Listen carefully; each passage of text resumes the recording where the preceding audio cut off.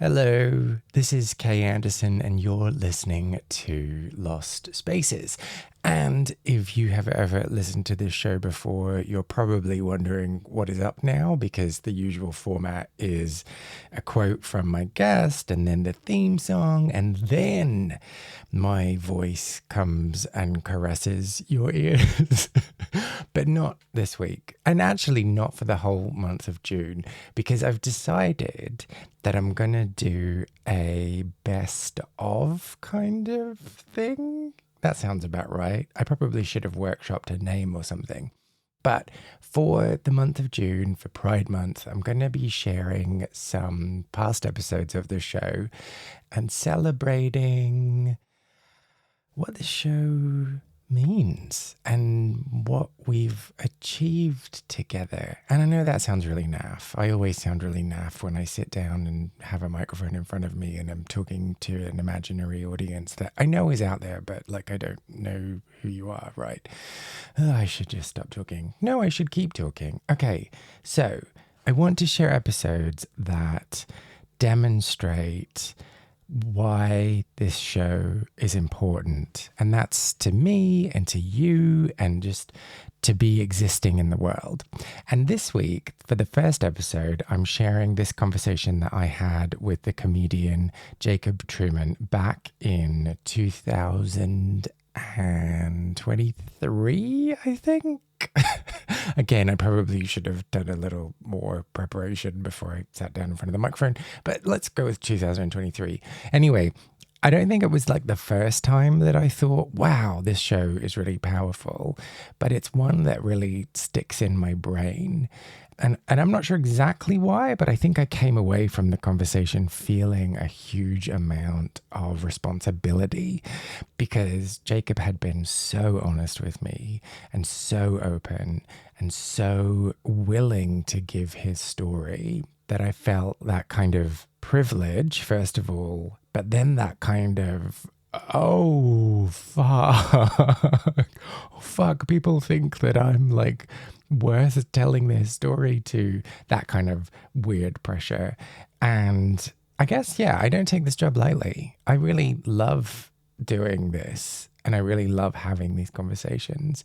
And this is one of those times when it was just like, oh, wow, I'm onto something. This is something. Anyway, let's get into it. This is, as I said, a conversation with Jacob Truman, and it's not all kind of deep and heavy. It's really fun and light at the same time. And I hope you get a lot out of it. Okay, let's get into it. But I just never had the courage to go in. There was a definite fear of giving up the secret that I worked so hard to maintain and keep. And as much as one part of me really wanted to experience the freedom of coming out, another part of me just couldn't let go of it. Hello, my name's Kay Anderson, and you are listening to Lost Spaces, the podcast that mourns the death of queer nightlife. Every episode I talk to a different person about a venue from their past, the memories that they created there, and the people that they used to know. So I am kind of at risk of getting very, very sentimental very, very quickly here. So if I do, I really don't mind if you press that button that skips ahead 30 seconds. I get it. We don't want emotions at this time of day, whatever time of day you are listening to this. But I just wanted to take the time to say that I'm really honored to do this job, and that sounds a bit silly, maybe, but every now and then when I am having these conversations and talking to people about their lives, I'm really struck by how open they are and how honest and how brave they are to share their story with me. And I think it's a real privilege that I get to help amplify these stories and get to really examine my own queerness and how that's shaped who I am. Yeah, okay, that's maybe a bit too sentimental. Let's just get on with what this show is about today. So this week I am joined by the British comedian Jacob Truman, who joined me to talk about a bar that was in the city that he went to university in, but which he never had the bravery to step foot in. So you already know, right? Like before we even get into it, this one's going to be heavy, but it's a good one, I promise. We talk all about making all of your decisions from a position of fear, being too scared to come out to your identical twin brother, and what it's like glimpsing through that sliver of a window at a life that you aren't brave enough to start for yourself. Let's get into it.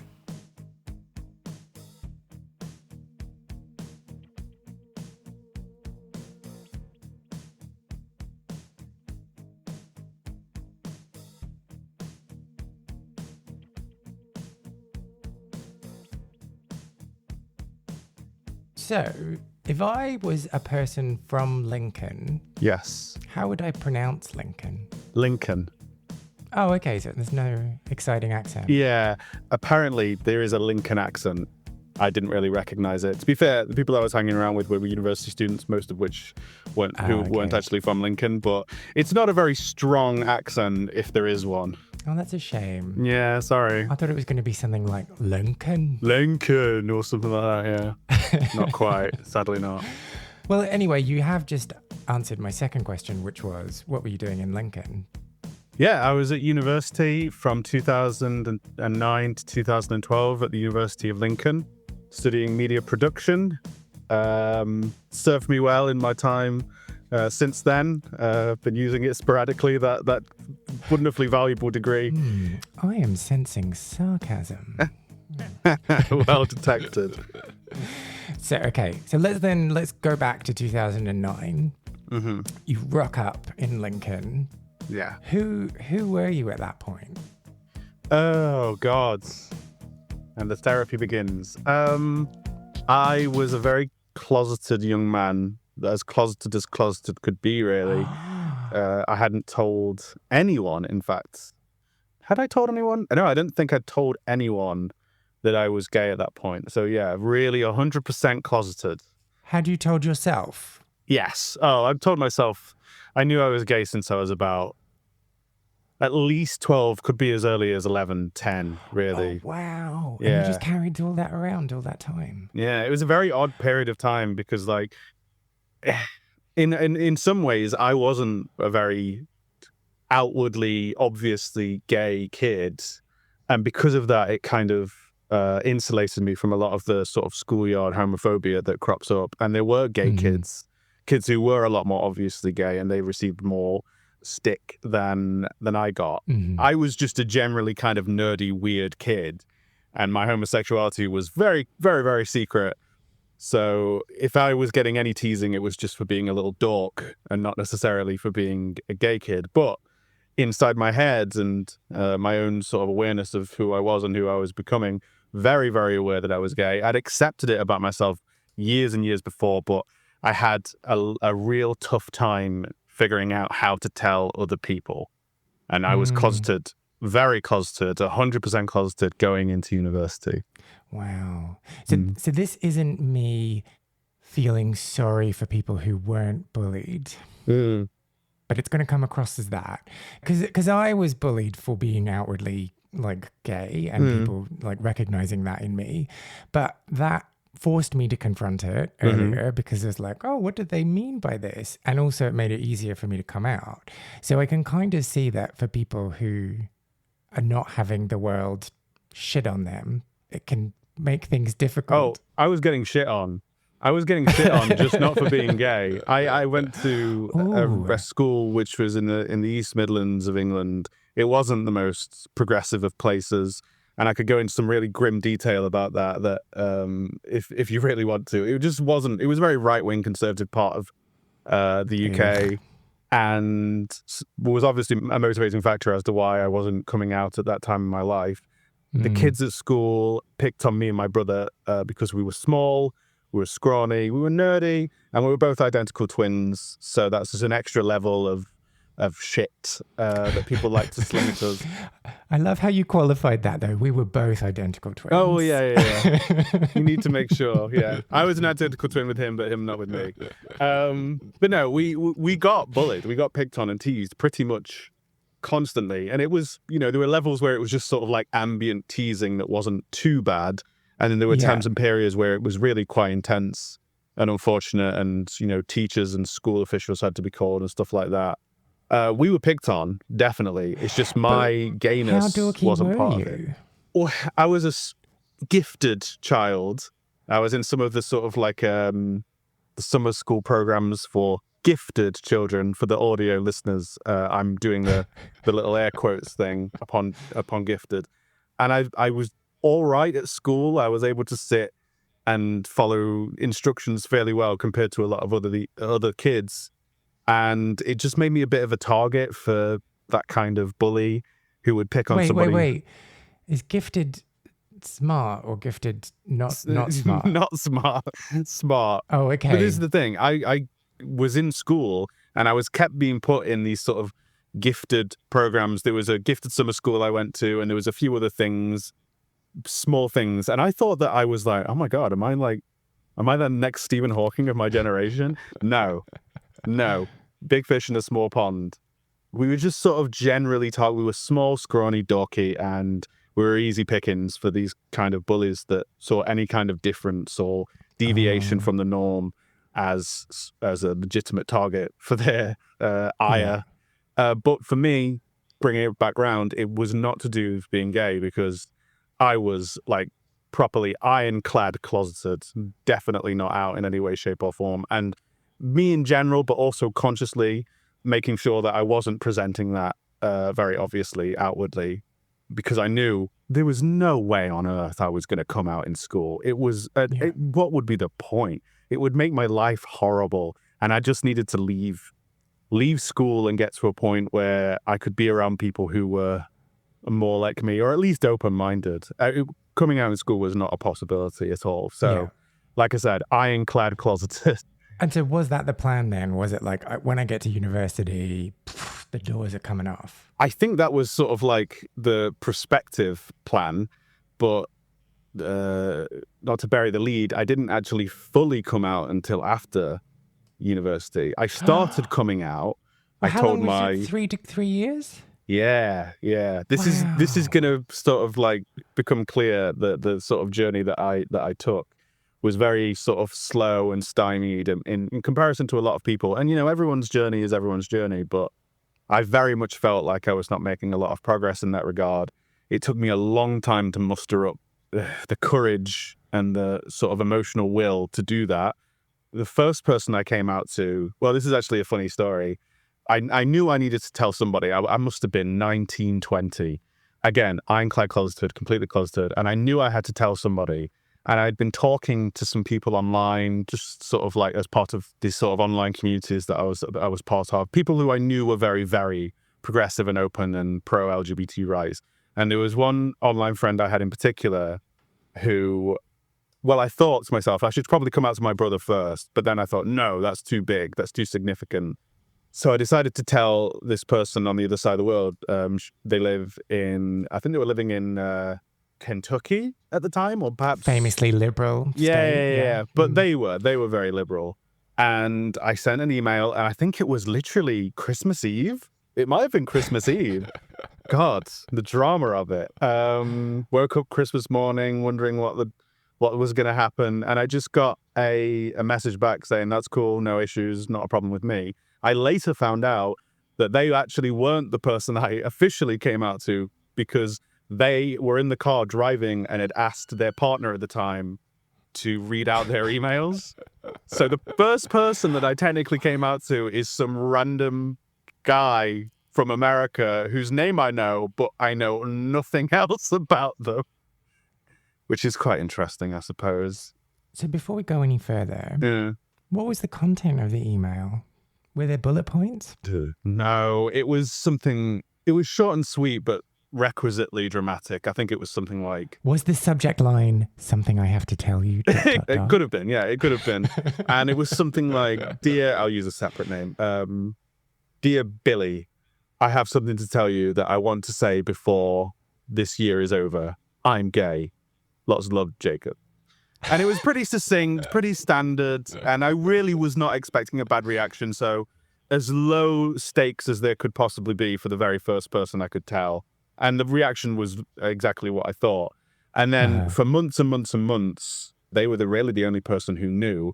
And I started to sort of build up the courage to tell my brother, who I was at university with, which was interesting. It is interesting. So, okay, so when you say twins, I just assume, oh, they must be really close. Mm-hmm.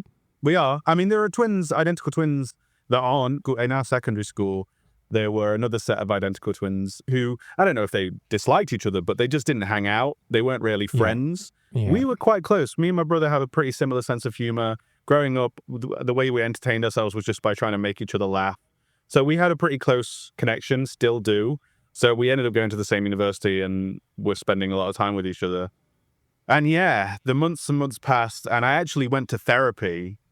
Was this before or after? I think it might have been after, but I eventually ended up going to therapy specifically because I was having so much trouble coming out to people. And I think I'd managed to tell this person from my online world that I was interacting with, and then my brother, and then it kind of stalled. And I was still really struggling to tell people. I didn't come out in one big go to the family. I didn't do it like that. I was very sort of like selective at the start, at the beginning. And what was the response from your brother? Okay, let me set the scene. I'd been sort of building myself up to tell him for a long time, years perhaps in the making it was. And whenever he'd ask me, the sort of women that I was interested in, I would always, lie, obviously. I had a few stock responses, a few actresses I would mention. It was all very rehearsed. I was building up my energy and my sort of wherewithal and courage to tell my brother. We went to a pub that we went to frequently in Lincoln, and we sat down at a table. We were having the usual talk, and I wasn't planning on telling him, but he was needling me about girls and women and stuff like that. And at one point I just went, oh, for God's sake, Mike, I'm gay. Like that. And he went, ha ha ha, and went off to the bar thinking it was some kind of joke.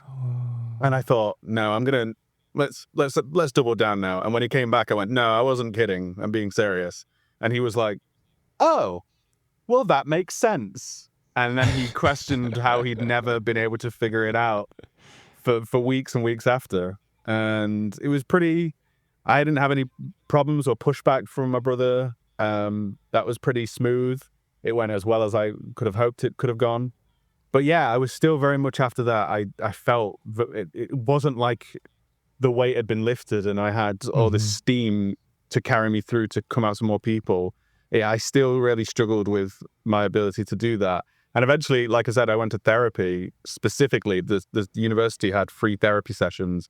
And I specifically went and accessed it and sat down for a preliminary chat with this therapist in a therapy room that had loads of figurines of men and women embracing each other. And I was like, this is stupid. But I went into this therapy session and he asked what he could do for me. And because he was a stranger, it wasn't as difficult. And I knew that there was some, confidentiality. I just straight up said, well, I'm gay and I really struggle with coming out and I can't seem to do it. And he was like, okay. And I could see on his face that he had no idea how to respond to that, no experience with it. And I ended up having some sessions with a therapist that ended up not really even being about my inability to come out and were more about sort of self-confidence and self-esteem. I don't think the therapists at Lincoln University were well equipped to deal with closeted kids being like, can you help? Can you help me come out, please? I don't think it was very, very easy for them to respond to that, which is fair enough. And so just picking up on that then, do you think that there was a link between your fear of coming out and your self-esteem, and that's how you landed on that as something to work through? Or was it just them panicking? It's a very insightful comment, but I don't think so. I think any self-esteem issues that I had or have... yeah, they don't go away. Spoiler alert. They never do. I dealt with any feelings of uneasiness that I would have from my homosexuality years before. I got to a point where I think at about 15, 16, in my head, secretly, I was very militant. I was like, hell yeah, I'm gay. And it's the world's problem, not me. But don't tell anyone. Yeah. It was so stupid. But regardless, that was the situation I was in. And the therapist didn't really know how to deal with it.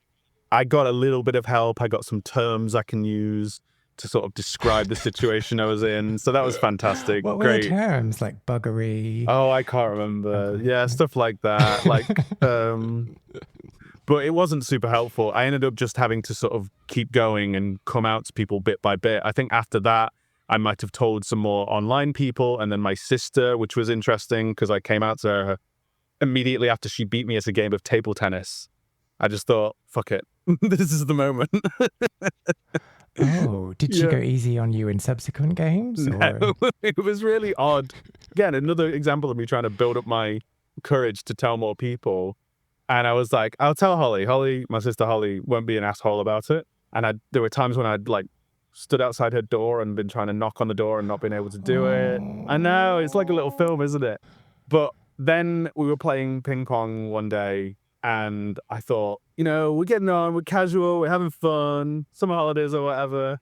Just tell her. And I did. And she was like, what? Okay, that makes sense. I just kind of dropped it on her. It's a really odd time, which seems to be my MO.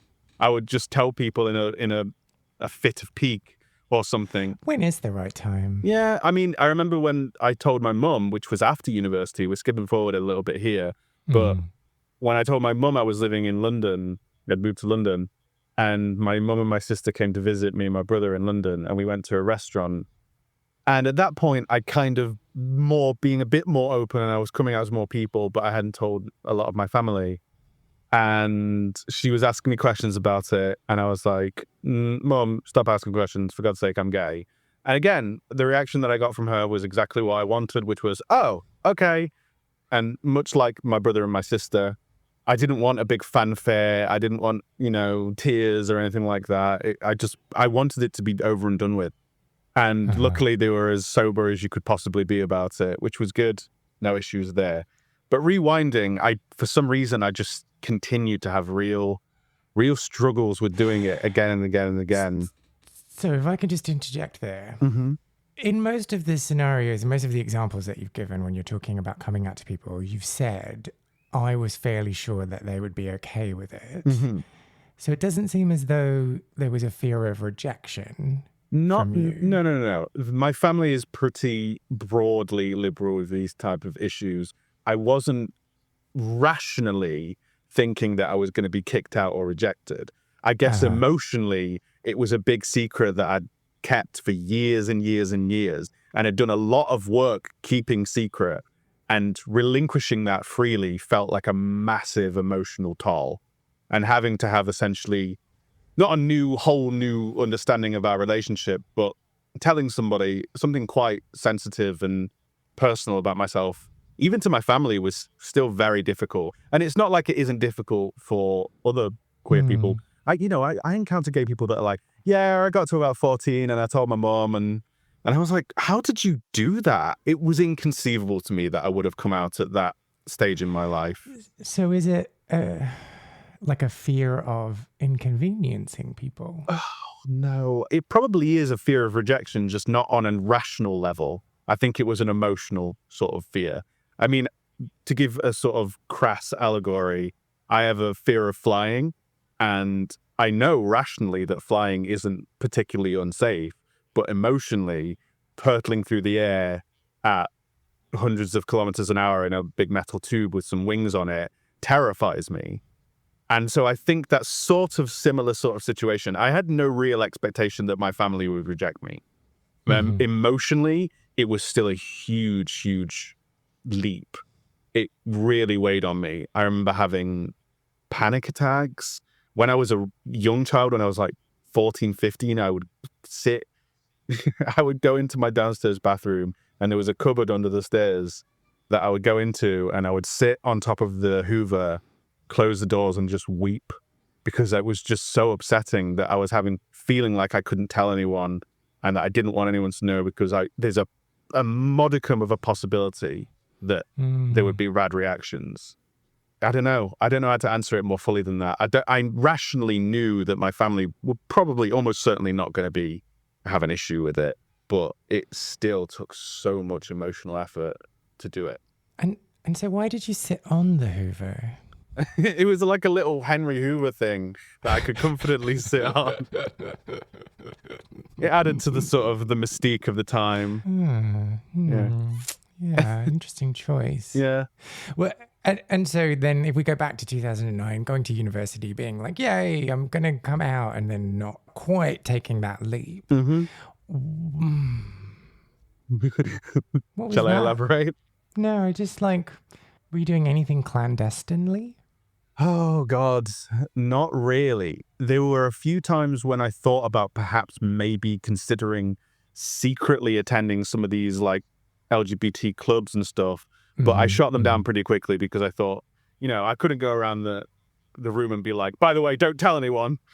You could have worn a bag over your head. Yeah, I could have. Yeah, it would have been a possibility. Yeah, that would have been nice.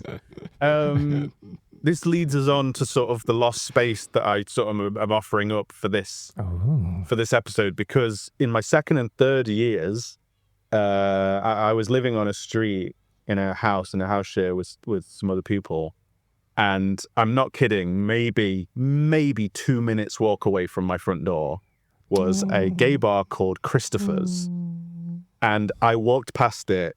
I can't tell you how many times, and I never went in. I walked past it, looking through the windows, looking through the curtains, hearing the music. Sometimes I would stand and slow down and try and, I don't know, imbibe as much of the energy as I could. Before I walked off. I think maybe a couple of occasions I might have actually stopped and tried to see what was happening inside, but I just never had the courage to go in. And there was a definite fear of giving up the secret that I worked so hard to maintain and keep. And as much as one part of me really wanted to experience the freedom of coming out, another part of me just couldn't let go of it. And to this day, having been to therapists and talked about this and not really feeling as though we really got to the core of it, I don't really know why that is. I guess if I was speculating, it would be because me and my brother were picked on and teased. And like I said, sometimes it was fairly just sort of average schoolyard stuff, and sometimes it was really intense. And it just made me a fearful person. And perhaps other queer kids have the courage to do that earlier on, and I applaud them, and I think that's wonderful. I just didn't have it in me until I was a fully fledged adult, really. And so, yeah. Okay. So the second year, university, you move into this share house with a bunch of other students. First of all, what was the ratio of people to toilets? Oh, there was 4 of us. There was 2 toilets, and one of the people... That's okay. Yeah, it wasn't too bad. One of the people who I lived with was barely ever there. She lived with her boyfriend most of the time. I literally think I saw her twice in the entire first year that she was living there. So, yeah, that wasn't too bad. As share houses go, it's not too bad. There are worse situations, yeah. Did you know about Christopher's before you'd moved there? No. Well, I knew about Christopher's before I moved into that house. When I moved to Lincoln, I didn't know about it. And I had obviously been walking around Lincoln and realized it was there and was like, oh, a gay bar. Interesting. Sadly, nothing ever came of it. So did the fact that Christopher's was there inspire you to move into that flat? No, absolutely not. It was, I was looking for somewhere to stay, and I was running out of options, and someone who I lived with in the first year in the halls of residence for the university, they helped me out and gave me a room because someone had dropped out from their house share, and it worked out pretty well. But it was just happenstance that we happened to be located so close to Christopher's, and I was constantly walking past it on my way home from jobs or university, and I never, not once, went in. Okay, so help me understand then. Let's imagine you're walking past Christopher's. Yeah. You're on your way home from a long day at work. Can you see in? No, there are sort of curtains in the windows, but you can sometimes, if they haven't closed them 100% properly, you can get a slither of a view of the inside. It's pretty small and pokey. It's not a big city gay bar. And there were frequently times when I would walk past it and there would be loud music and people laughing and clearly people having a good time in there. There were times when I would go past at night and there would be a bouncer outside and people maybe having a smoke or in line. and I would just walk past with my head down. Literally, I would walk past it and look around to see if other people were around there. And if there were other people there, I wouldn't slow down. I wouldn't stop or have a look inside. So on those times when you did slow down, how long would it be safe enough to linger? Seconds. I wouldn't feel comfortable going for too long. I would slow down or stop, look inside for a few seconds to see if I could see anything, and then scurry away like the frightened little clustered gay boy that I was. Wow. And then sit at home. What are the feelings in those moments? God. They weren't good feelings. It's obviously sadness, FOMO, both on a sort of general, I wish I was having fun, and also, I wish I was having gay fun sort of basis. That's a whole other level of fun, yeah. Absolutely. Very sort of like fearful. I remember when I was walking past Christopher's, I would first check to see if there was anyone else in the general vicinity or on either side of the road. If there wasn't, I would slow down and walk past and see if I could get a peek or maybe stop and listen to what I could hear. And I remember just feeling not only physically apart from everything, but very emotionally and mentally apart from what I could see constituted the gay community in Lincoln and the gay community at large. So it's sadness, it's isolation, it's feeling remote, but just not having the courage and the mental might to push past the barrier and actually do stuff that would enable me to go to somewhere like Christopher's. And I didn't have that until after I left university. And even I remember immediately after I graduated thinking, wow, you've really messed up. This is a time for you to really, you could have had so many good nights, you could have met some people, and you just didn't have the balls to do it. And I was like, okay, cool, moving on. Next phase of my life.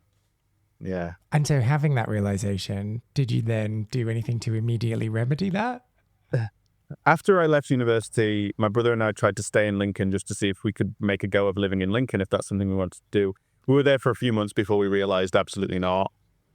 I've always been somebody who loves big cities, so London was an obvious choice. A lot of other people who had graduated the year before me were already down in London, and people who I was friends with were trying to make that happen.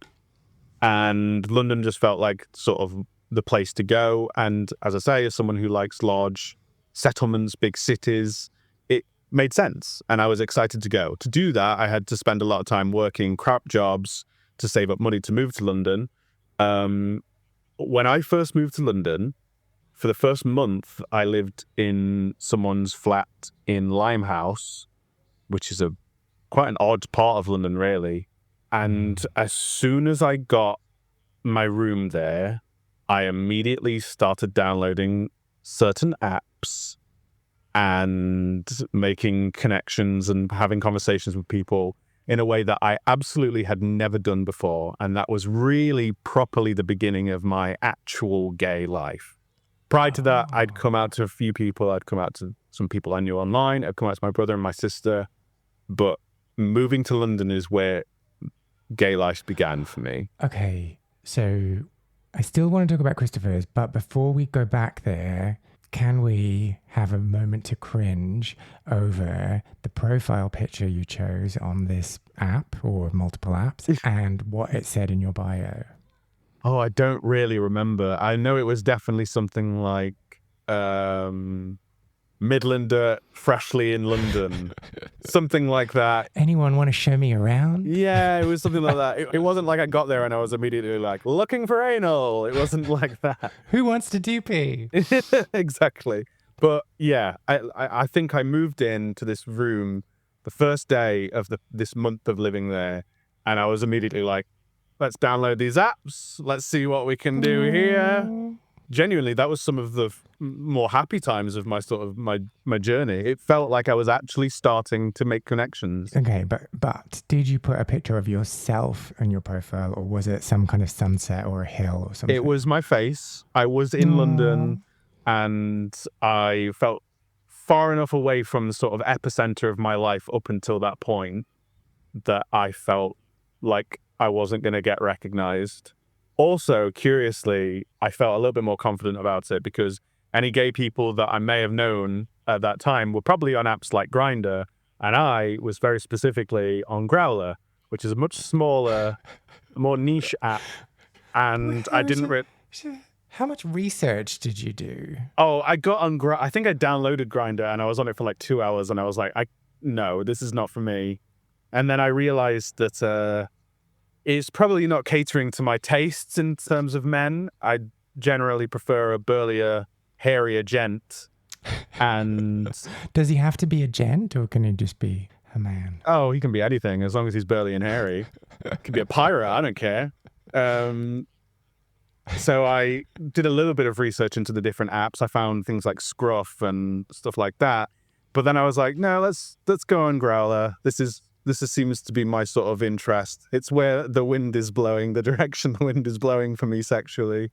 And I got on. I uploaded a photo of myself. Very short little intro that was pretty innocent for the most part. And that is where I started to get messages from gay people, gay men. And then London ruined you. Yep, that's when it happened. And that was when I genuinely felt like I was starting to maybe just slightly dip my toe in the very beginnings of my actual gay life. Aww. Okay, yeah, I do definitely want to go back to Christopher's, but do you remember the first person you met off Growler? Yes. Do you want to hear this story? Yeah.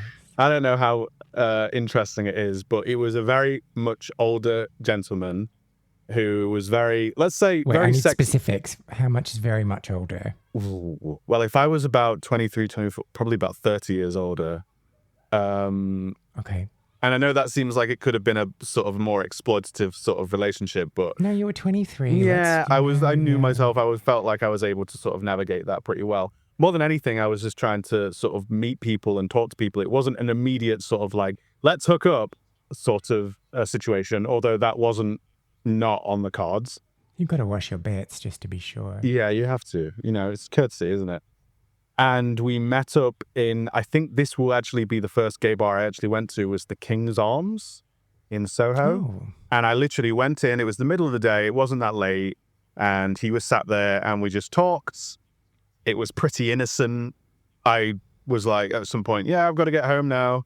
He walked me to the tube. We went as far as the tube would take us. He walked you to the tube. Oh. Yeah, you know, in retrospect, you can construe it as like a gentlemanly thing to do. Or he was being opportunistic. Yeah, perhaps. I mean, I remember that when we left, I gave him a hug and he sort of kissed me on the cheek and squeezed my bum. And I was like, okay, cool. And I stepped off the tube and I was like, oh my God, this is happening so quickly. Aww. It really wasn't. But that was the first time I met another gay person specifically to be like, oh, you're a gay person? I'm a gay person too. And it was very much, very well into my 20s. So it gives you an idea of how stymied and stifled my progress was. And well, at least from my perspective. But how light were you in your loafers in the days following that interaction? It energized me in a way. But I think part of it is that because I was doing this in my early 20s, as opposed to, 16, 17 or even earlier, I felt like I had a good head on my shoulders and I wasn't going to get absolutely enveloped by some seedy London underworld. But did you feel a certain level of shame that it was later than you perceived should have been the time you were exploring? Or did you feel like, I've got to do this really quickly because I've wasted all this time? I think both of those are very true. I kind of make a dichotomy between the rational side of me that can be a bit more kind and like, not everyone progresses the same way. It's a marathon, not a sprint, blah, blah, blah. At the same time, I was coming out a lot later than I think a lot of other gay people did. And I felt I need to make up the time. And I wanted to... suck some dick. Yeah, absolutely. That was a big part of it. Like, that's not a part of it. I wanted to go out and, have some fun. And it was enough for me to just meet this person and just meet another gay person and feel, okay, that happened. We've progressed onwards. But I think afterwards I felt like progress had been made, but at the same time, kind of sadness that it was still taking this long and it was still taking as much emotional effort as it was. Oh, we're so horrible to ourselves, aren't we? Well, the world is horrible to us, unfortunately. Well, that is not a good reason to be horrible to yourself, though, is I it? know. And Sorry. yet. I don't know why I'm telling you off. I'm like a total hypocrite. So let's go back to this time, That's. Christopher's. You said before, and I scribbled it down, that your experiences in childhood made you a fearful person. Do you think you are still a fearful person? Absolutely. I mean, it's a central part of who I am, and then at least the negative parts of it. I'm a very anxious person, which is weird because I do stand-up comedy. Like I get on a stage and I'm like, I'm trying to make people laugh and stuff like that. But yeah, I'm very much governed by fear. I have a fear of flying, which is something I didn't have as a kid. And then I grew up and became a little bit more globally conscious and aware of things that were happening at the time. And any kind of major trip I went on, I was scared to go to new places and stuff like that. This is parts of my personality that I've had to really work on and chip away at and sort of remove a lot of the fear because it's always there. It's never not there. I'm a very anxious person in general, in many contexts. There are obviously times when I'm very comfortable and easy and relaxed, but with a lot of new experiences, I'm just naturally nervous about them. And I have to force myself to overcome that. And it's a Well, hang on. conscious thing. How come you weren't nervous about talking to me? This is such a weird thing, isn't it, about anxiety? It I'm isn't really rational. threatening and imposing. I don't know why this wouldn't Yeah. be something that filled you with fear. I'm happy to talk about myself. That's the issue. Some people, when I do stand up, they'll say, God, I could never do that in a million years.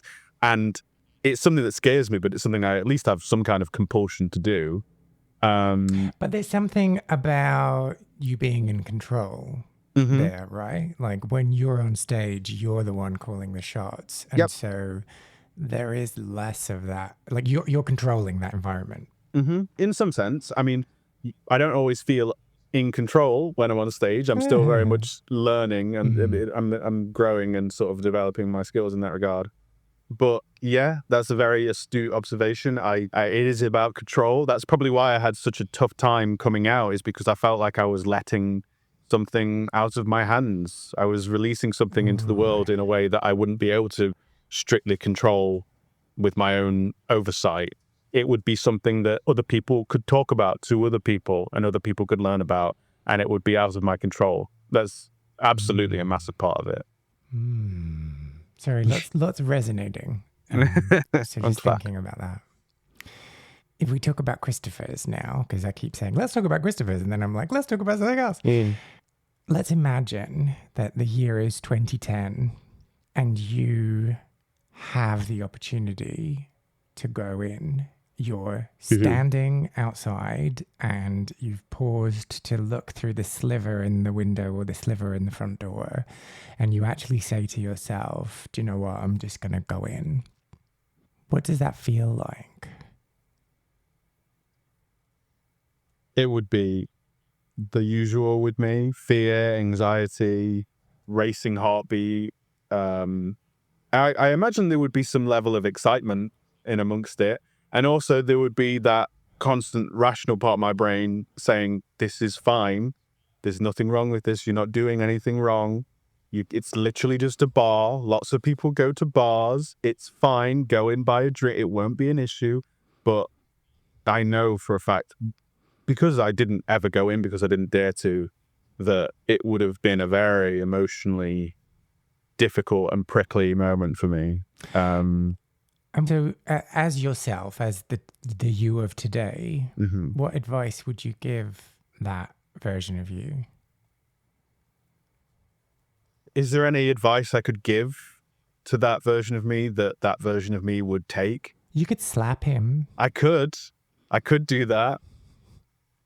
I don't know if I could have told myself anything that would convince me to go in. Because like I said, the rational part of my brain was aware that, this is something normal people do. And, I'd have to come out eventually, but it was that fear of letting go of the control I had over my own story and my own secret.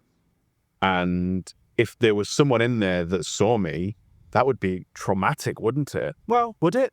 Would it be? Well, yes, of course it would be. It would be horrible. Then they'd know. Would that be a problem? Yes, is how I would respond.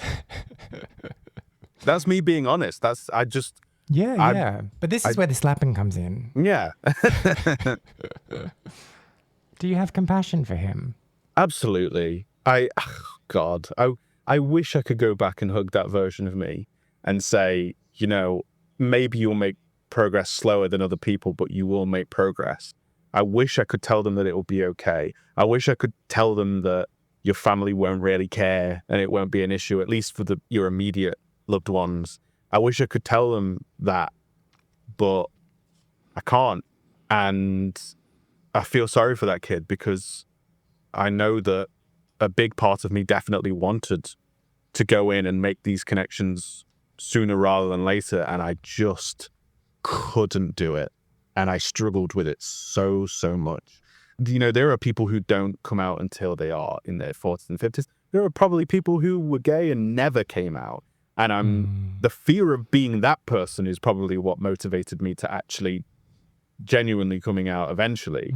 But at that point in my life, I was still so controlled by fear and not being able to direct my own narrative outwardly to the world and wondering what other people would think. And I rehearsed, like, not comebacks per se, but if someone was asking me questions or interrogating me about it, what would I say? How would I obfuscate it? How would I embrace it and be, fuck you, gay and proud about it? But it wasn't something that was ever realized in university because I just had so much fear. It's genuinely not something I talk about very often. This is a very rare example of me being quite open about it. I was governed by fear, and I still am in certain areas of my life. But thank God that I've managed to progress quite significantly since then. And I do have compassion for that kid. C'est la vie. Thank you for being so honest. I was very much aware that when I got this email, I was like, oh, you're going to be talking about some intense feelings and some parts of your life that you don't really talk about. Oh, this bitch is going to want to know how I feel. But I was happy to do so. I saw it as an opportunity. This is genuinely, this is actually part of that process. Oh, so this is just you skipping therapy for a week and coming and getting set free. Basically. And I'm very happy to have that opportunity. Thank you for giving that to me. Do you have any memories of Christopher's or maybe clubbing from your own queer scene that you want to share? Well, if you do, I would love to hear all about it. So why not get in touch? I want to create the biggest online record of people's memories and stories of queer clubbing, but I cannot do that alone. Go to lostspacesPodcast.com, find the section Share a Lost Space, and then why not tell me all about what it is you got up to? You can also find me on Facebook and Instagram, where my handle is Lost Spaces Pod. Find out more about Jacob by following him on Instagram or TikTok, where his handle is @JacobTrueman. If you enjoyed this episode, I would really appreciate if you took the time to subscribe, leave a review on your podcast platform of choice, or just tell other people who you think might be interested in giving it a little listen too. My name is Kay Anderson, and you have been listening to Lost Spaces.